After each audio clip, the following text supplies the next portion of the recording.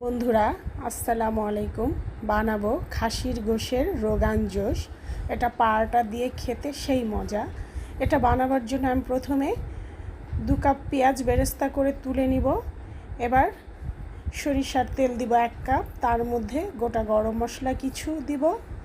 এবার এখানে 2 কিলো খাসির গোশ আছে, এটা ঢেলে দিব। তেলের ভিতরে দিয়ে গোশটাকে একটু ভালো করে নেড়েচেড়ে মিশিয়ে নিব মশলার সাথে। এবার 2 টেবিল চামচ আদা রসুন বাটা, 1 টেবিল চামচ উঁচু করে লবণ দিয়ে ভালো করে আদার সাথে কিছুক্ষণ কষিয়ে নিব।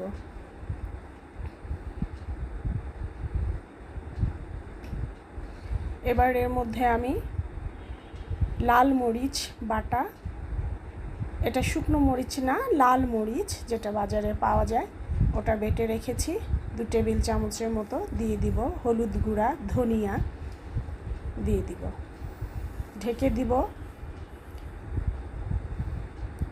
বারে বারে এইভাবে কষিয়ে কষিয়ে নিব। খানিকটা কাঁচামরিচ বাটাও দিয়ে দিয়েছি। আমি বড় সাইজের 4টা টমেটো কুচি করে রেখেছি, এটা দিয়ে দিব। এবার 1 চা চামচ পাপরিকা পাউডার দিব।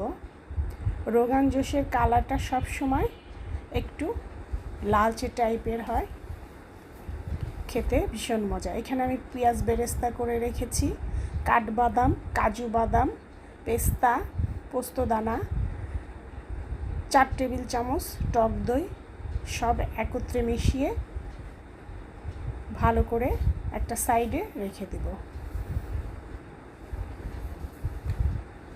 একটু ফেটিয়ে নিব দইটা এই বাদাম বাটার সঙ্গে।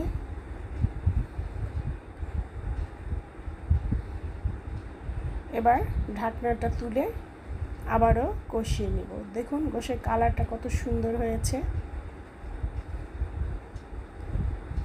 কষিয়ে আবারও ঢেকে দিব।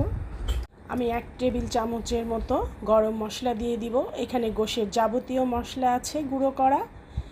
ভালো করে নেড়ে মিশিয়ে নিব। দেখুন কি সুন্দর কালার হয়ে গিয়েছে, গোশটাও অনেকটা সফট হয়ে এসছে।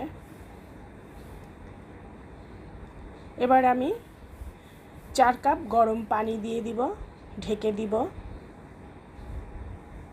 ঢাকনাটা তুলে আমি টক দইয়ের সাথে পেঁয়াজ বেরেস্তা, বাদাম বাটাটা ব্লেন্ড করে নিয়েছি, এটা এর মধ্যে ঢেলে দিব। ভালো করে নেড়ে মিশিয়ে ঢেকে দমে দিয়ে রাখবো